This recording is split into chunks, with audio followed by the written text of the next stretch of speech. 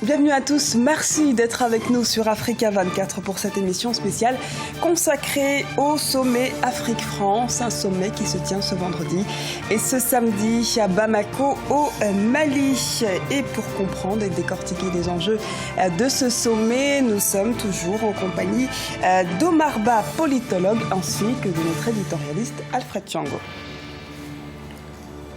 Nous poursuivons donc le débat autour de ce sommet avec l'implication militaire finalement de la France. On en a un petit peu parlé tout à l'heure.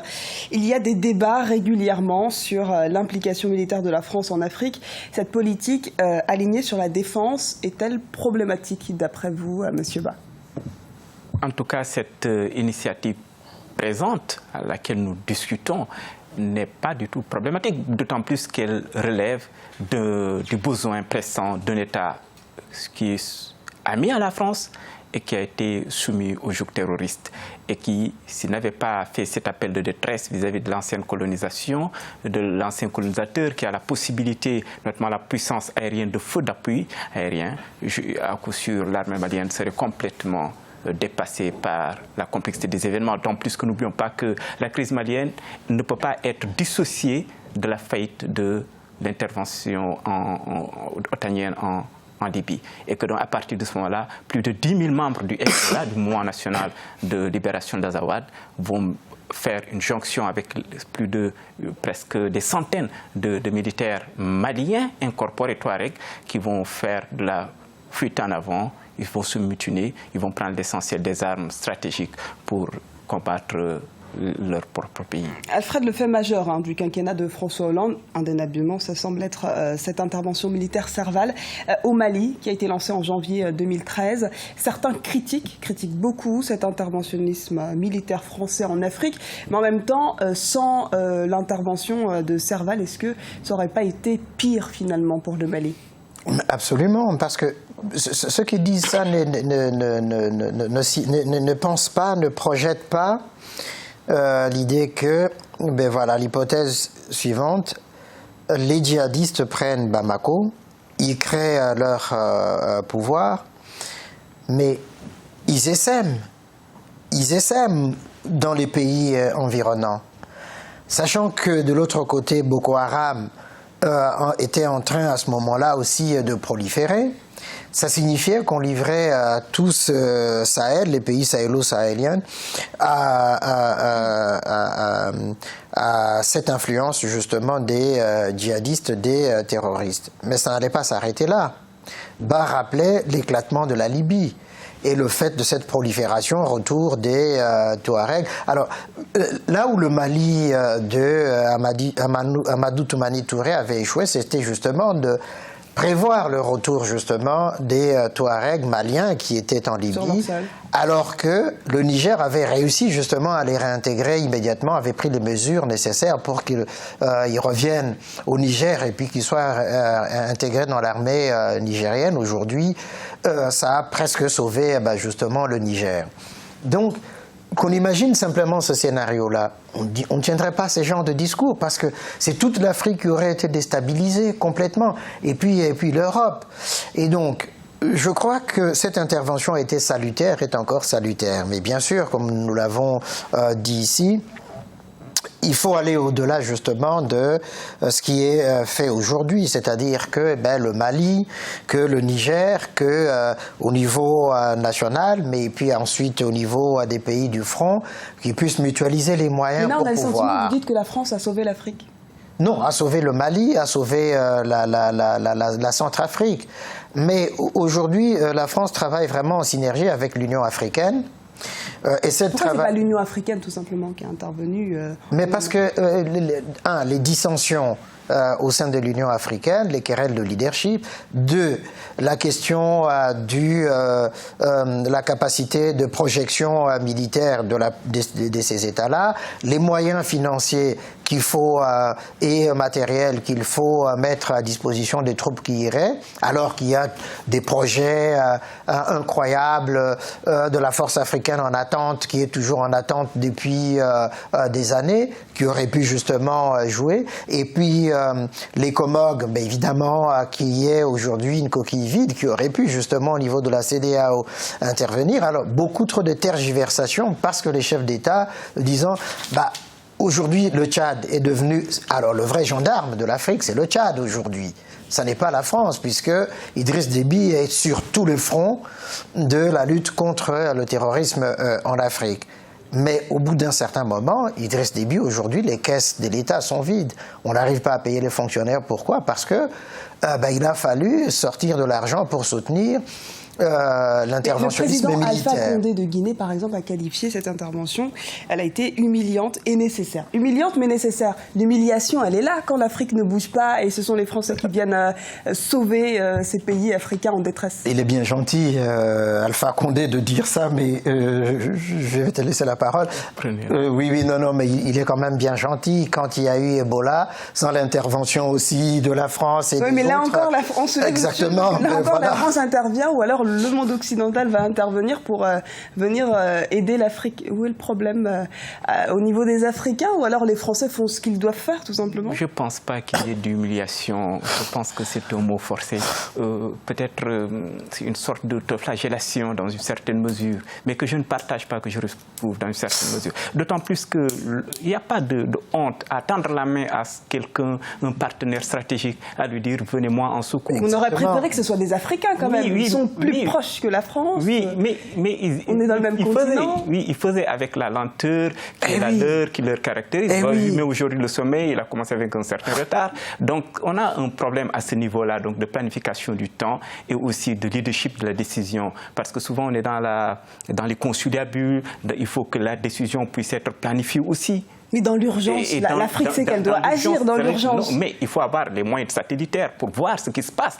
Et ça, les Africains ne l'ont pas. C'est la raison pour laquelle, seul individuellement, isolément, c'est la problématique fondamentale. Nous ne pourrons pas nous en sortir. Il faudrait que nous allions dans une logique de convergence systémique fondamentale et renforcée. À partir de ce moment-là, je crois que par une synergie des efforts, une sorte de paradigme à la Schopenhauer, il va sans dire que véritablement on pourrait s'en sortir, mais ce serait sur un temps moyen. Certains soulèvent aussi d'autres points négatifs autour de cette intervention. L'armée française, elle se serait appuyée sur une alliance avec les rebelles Touaregs du MNLA, le Mouvement national de libération de l'Azawad. Est-ce qu'en faisant ça, elle n'a pas créé un coup de tension avec Bamako et une tension qui persiste au jour d'aujourd'hui? Oui, vous savez, la France a un rôle assez complexe aujourd'hui au Mali. Elle est venue dans un premier temps en tant que libératrice. Et ensuite, elle se situe à l'intérieur même d'un conflit qui est endogène, c'est-à-dire interne, qui était latent et qui a éclaté. Maintenant, il faut savoir séparer du point de vue de la France, j'essaie de raisonner ainsi, le mauvais grain, la mauvaise graine, autant pour moi, qui est terroriste, avec les nationaux eux-mêmes qui sont en train de se taper dessus. Donc là, il faut les séparer. Et en cherchant à les séparer, de facto, elle crée une condition qui est en contradiction, effectivement, avec l'un des objectifs majeurs qui est celui de la continuité de l'État et de la souveraineté nationale du Mali, d'autant plus que, de facto, l'armée malienne ne peut pas transcender une certaine ligne. Mais cela, c'est pour éviter que ces éléments de l'armée malienne rentrent en conflit direct contre les 10 000 ou plus soldats du MNLA. Ces mêmes tensions dont on parle, on les retrouve également en Centrafrique, avec l'opération Sangaris qui a été déployée en France. L'opération, elle a été dénoncée au niveau du jeu, qualifié de trouble par certains, entre les Séléka du Nord et les anti-Balaka du Sud. Est-ce que c'est une critique justifiée, là encore, de la part des... En tout cas, au niveau des Français, aujourd'hui dans l'entre-deux, mais si elle n'était pas là... Elle intervient, mais il y a des conséquences. Et elle intervient avec une alliance que parfois le pays ne comprend pas lui-même. Oui, mais si elle n'intervenait pas, ce serait le génocide. Donc, entre le génocide et la situation actuelle précaire, je crois que la France seule ne peut pas tout faire. Il faudrait aussi que les Africains eux-mêmes se mettent dans des dispositions, des prédispositions naturelles de négocier, de dialoguer, et que les pays voisins ne laissent pas la situation seulement pourrir entre les mains de la France. Il faudrait qu'ils soient beaucoup plus responsables et soient beaucoup plus, n'est-ce pas, entreprenants. Ce qu'il a dit tantôt est très, de mon point de vue, qualificatif de ce qu'on appelle la véritable diplomatie. La diplomatie, c'est avant tout le temps long. vous ne voyez même pas le temps, vous discutez, c'est des tours d'horloge qui tournent, vous chapotez parfois, ça peut même capoter sur une seule virgule. Et donc, à partir de ce moment-là, il faut être véritablement patient, il faut être Mais le facteur temps, donc le facteur temps, c'est la latence.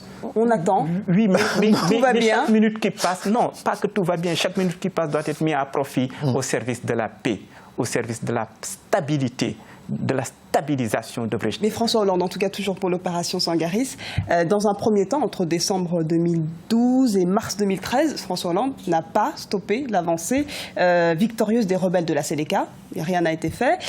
Est-ce qu'il y a eu un deal? Pardon?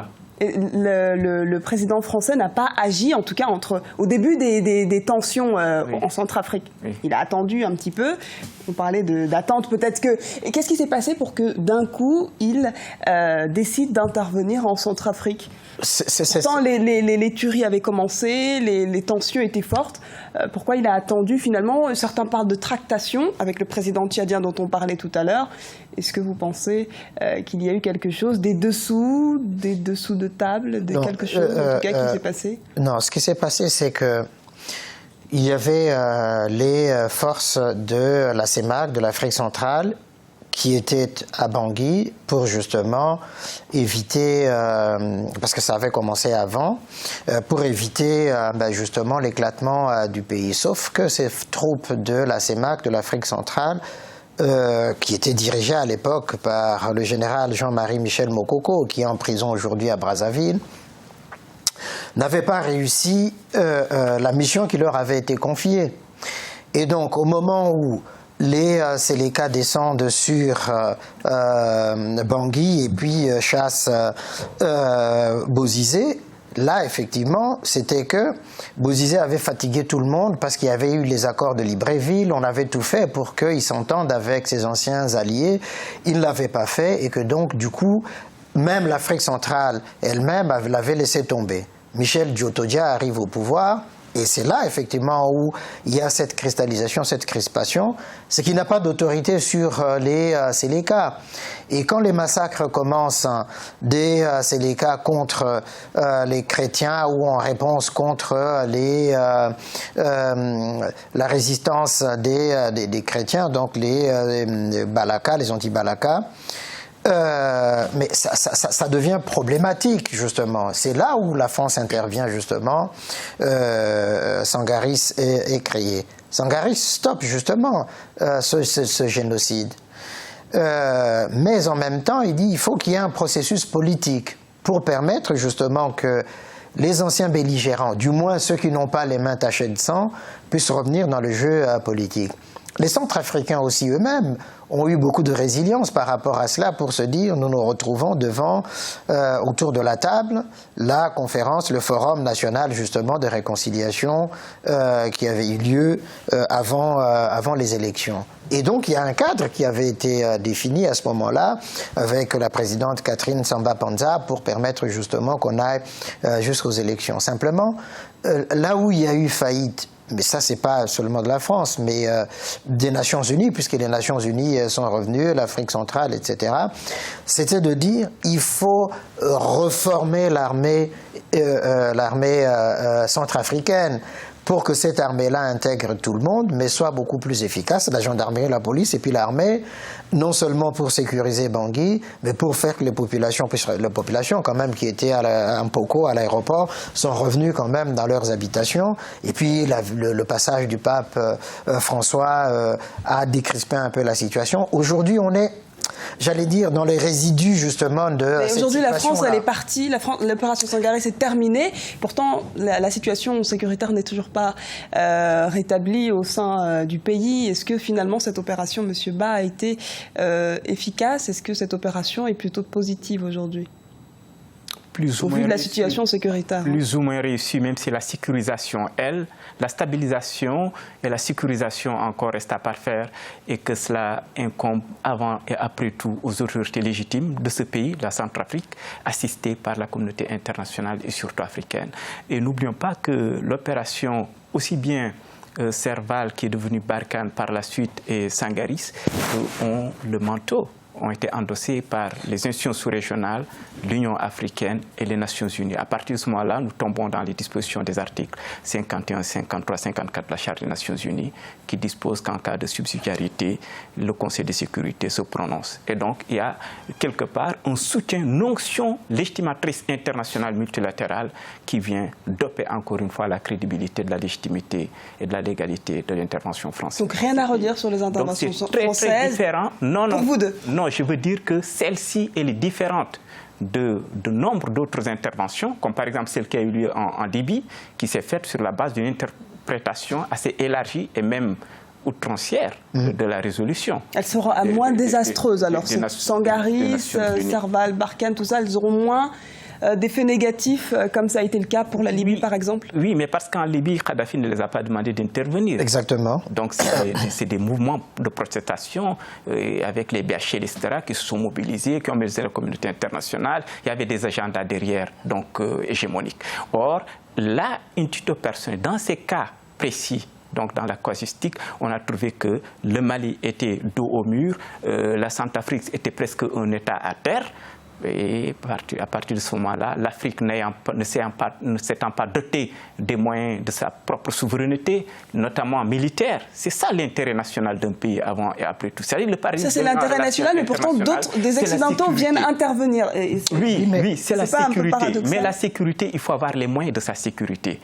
Et parmi ces moyens-là, le volet militaire, il est numéro 1. Mais il ne peut pas être déconnecté du volet économique. Mais le volet numéro 1 est prioritaire. Pourtant, les budgets militaires des pays africains ne sont pas les prioritaires. Non, mais en fait, Diarra, ce qu'il faut bien comprendre, notamment pour le cas de la Centrafrique, c'est que, et même du Mali, le problème, c'est quoi? C'est les gardes prétoriennes qui engloutissent tout le budget de la défense. Bozizé avait autour de lui justement la garde présidentielle qui absorbait tout le budget de l'armée. Et donc l'armée régulière, c'était le parent pauvre. Au Mali, la même chose. On a rappelé ici le combat entre les bérets rouges et les bérets verts. Absolument. Parce que les bérets rouges étaient les chouchoutés, les choyés, etc. du régime. Ça voudrait dire effectivement qu'il faut qu'on sorte de cette logique-là des gardes prétoriennes, mais plutôt redéployer les moyens pour le renforcement de la formation, des possibilités de projection, d'intervention des armées régulières républicaines nationales. Nous allons à présent marquer une courte pause. On se retrouve dans quelques instants pour la suite de cette édition spéciale consacrée au sommet Afrique-France qui se déroule ce vendredi et ce samedi à Bamako, au Mali.